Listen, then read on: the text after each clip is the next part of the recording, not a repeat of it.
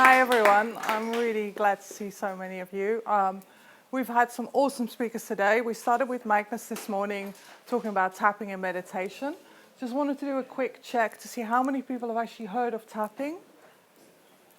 Okay, most of you have heard of it. How many of you have tried it? Okay, a few less. Okay, so the way that I tap is a little bit different.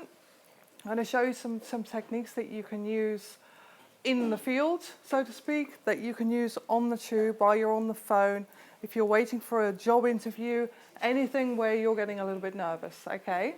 So what I'm going to do is I'm going to introduce myself, I'll give you a little bit of background, and then I'll take you through some history of tapping, and then we're going to show you how to actually do some tapping on yourself. So I have a background in complementary therapies. I studied Reiki, massage. In 2004, I came across tapping. I went to a talk very similar to this, and I tried it, and I thought, wow, that sounds great. Then I actually saw a therapist, had a couple of tapping sessions, and I found it literally life-changing. I was dealing with getting over a divorce, and I found that a couple of tapping sessions helped me release a lot of that trauma that I'd had. And then I thought, wow, I have to learn how to do this. I have to train. So I trained, and here we are, 3 or 4 years later, here we are.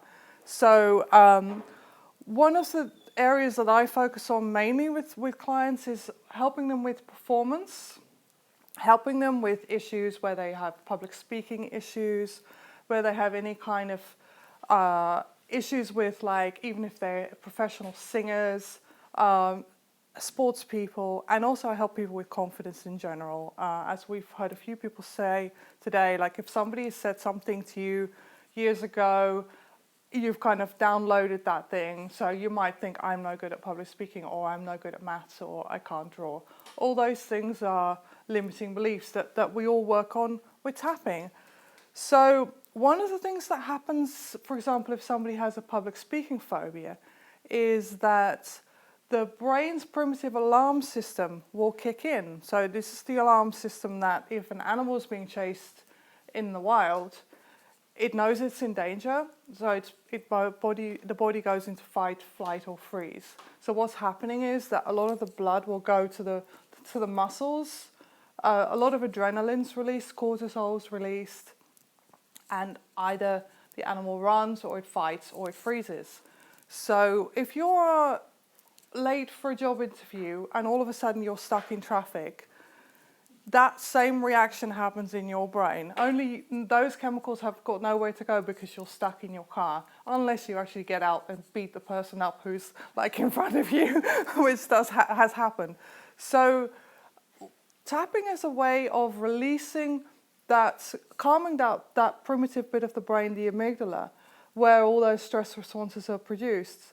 And they've actually done some studies measuring the cortisol level in the saliva actually after tapping, and within minutes it goes down by about 20%, so it's quite significant. The other thing that happens is when people tap is that serotonin's released into the brain, which are your feel-good chemical, so it's a good way of relaxing you really, really quickly.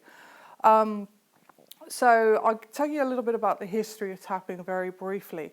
It was discovered by a clinical psychologist who was working with a woman with a water phobia, severe water phobia. If she went anywhere near water, her fight or flight system would kick in massively, and she hadn't apparently had a bath for very long. She was terrified.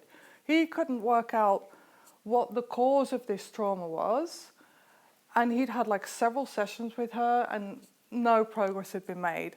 Then one day he asked her, where do you feel that fear in your body? And she said, I feel it in my stomach. And he'd been studying acupuncture and acupressure. And he got a brainwave and thought, why don't I get her to tap just on this point here, which is with the stomach meridian?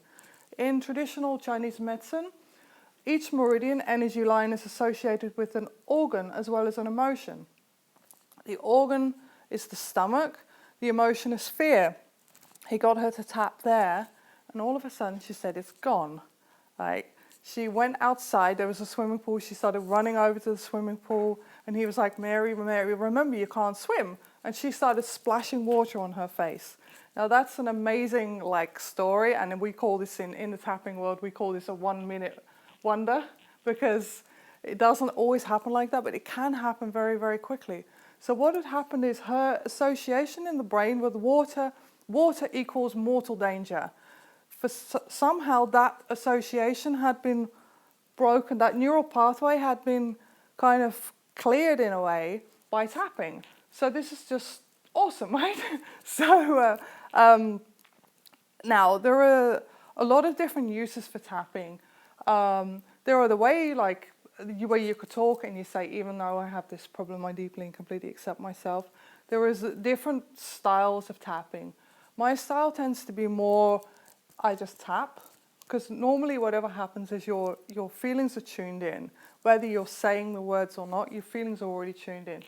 If you're on a crowded tube, for example, and you don't feel very comfortable, all those feelings are tuned in. So the thing I'm going to show you is how to do some tapping in any situation and we're not going to be doing a lot of this kind of tapping, because not many people will want to do this on the tube, although I sometimes do. So I'm going to show you some techniques of how to do some tapping without that many people noticing what you're actually doing. So there's several points that you can use where nobody would really know what you're doing. So the collarbone point that Magnus showed you this morning, which is just underneath the collarbone. If you want to try just finding it, there's a point there, it's like a little hollow just under the collarbone. So you can tap that point, or you can also just rub it, or just hold it. So that's a really nice way of just kind of calming yourself down without anybody really noticing what you're doing necessarily. The other way that you can tap is there's a lot of finger points, which Magnus showed you this morning. There is a way of tapping where you use the thumb of the same hand. If you want to try this with your dominant hand, the thumb of the same hand, and then you tap on the point of the next finger down, and the next finger down, and the next one down, and the next one down, and then you go back up again. And you could be talking to somebody. Hi, Magnus. You could be talking to somebody on the phone and do this, especially if, Alex talked about this morning, if you have some a bit of charge with that person, if you're having a bit of a difficult situation with that person, tapping like this, while you can add it to your everyday life. So you could add it while you're having that conversation with that person. You can do some tapping while you're on the phone, right? You can do some tapping in the loo before your job interview. There are lots of ways you can use it. What else did I want to tell you? There are some amazing uses of tapping now where people are going to places where there's been severe traumas. There's an amazing charity that go to Rwanda and help victims of the genocide there, and they do group tapping together, and they're finding that the trauma, the collective trauma, is going down. So they're teaching orphans and victims of the genocides to go out there and then teach other people how to tap, and it's spreading. Two colleagues from the States and from Australia have just been to the Philippines and have done another project with people after the last disaster. So there's some really interesting uses of tapping now. A lot of people, sports people, are actually using tapping too. I would love to work with Andy Murray. I think he could do with a little bit of a tapping session. Because I think very often what happens is sports people have to stay in the moment, and that's a really, really tricky thing, especially when you have a lot of past trauma, stroke, public humiliation, which can be quite crippling. And especially having the whole disapproval or approval of the whole nation hanging on how well you do as well is obviously a major thing. What else? Oh, I'm still tapping, by the way. what else do I want to tell you? So there are, does anybody have any situations that they would like to try some tapping on? Any situations where they feel particularly stressed, like in their lives? Any issues that they've had where they felt quite stressed and where perhaps they would like to get a bit more clarity and presence? Yeah. This could help me, but sometimes I feel when I'm among certain people, I feel sort of inadequate to those type of people. You know, people I've worked with, I feel almost like what I have to say isn't of value, and I should only be kind of listened to them. Well, yeah, absolutely. Yeah. So that's your, like, it's a bit of your belief, right? What's happening there is that you have this belief that perhaps you're not in quite the same league as those people, right? And that belief, your brain has actually formed that belief because it's trying to keep you safe, right?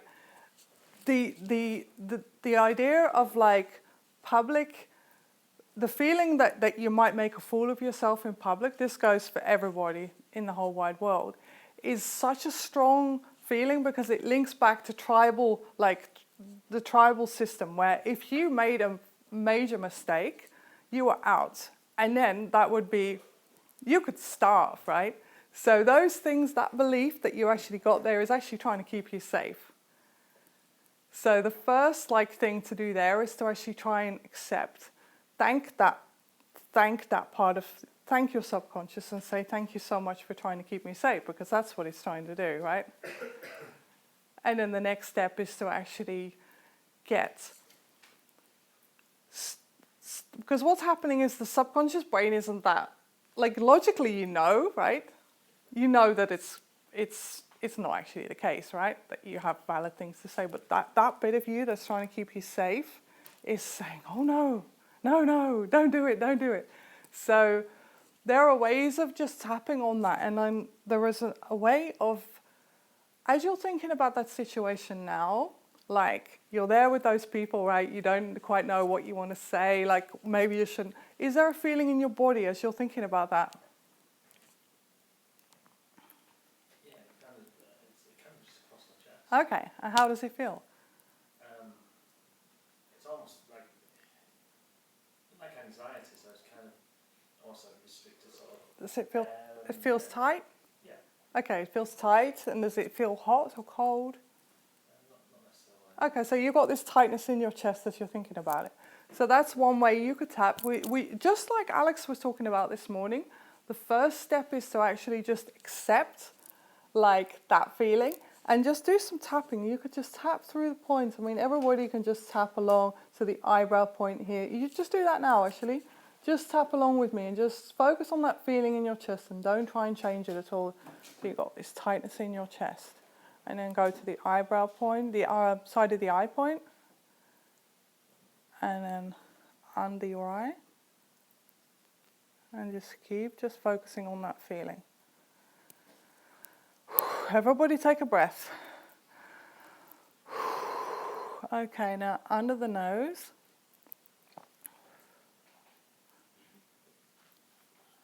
A chin point.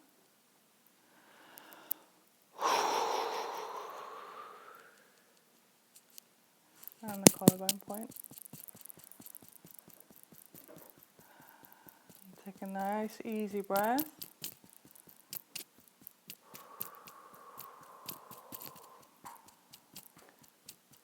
Alright, and just focus in and back that area of your body. How does it feel?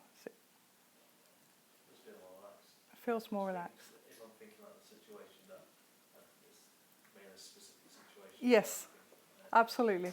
So that's really nice. Just you see, like in a few seconds, by just adding the tapping to your, basically you're adding the tapping to your awareness, right? That's what you're doing. And you can do that with anything. You can do that with a feeling, like you have a physical feeling. You could do it with an ache or a pain.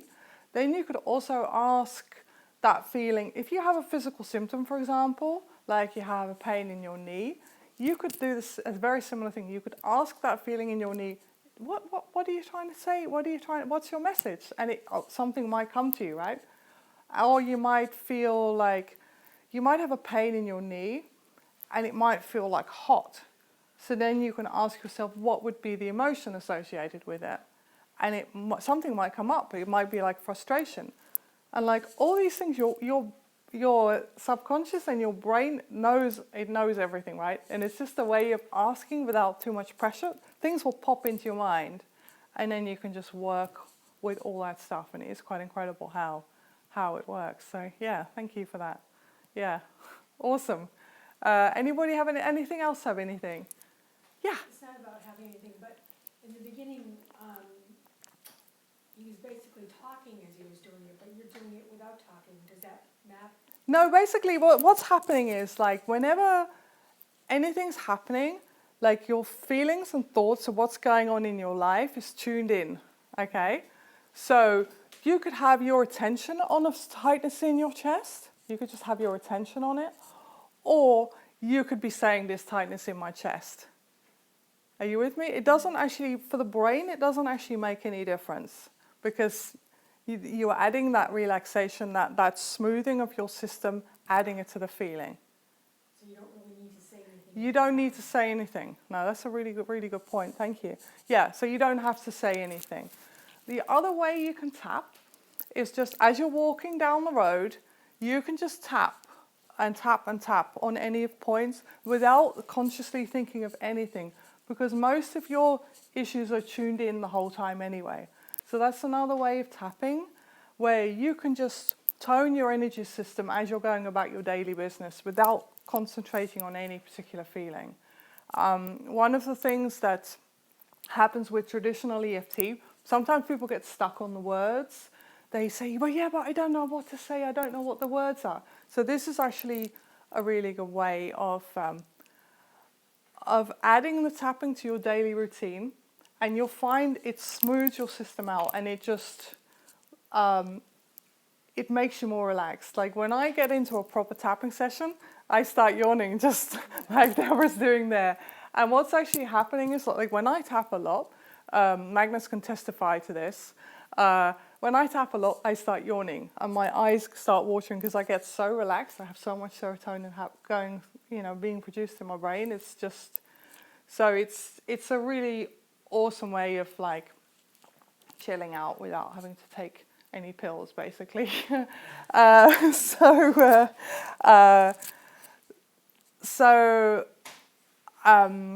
anybody have any questions before we wrap up? Wait, 2 people. Okay, boom. So at the beginning, you had a story about the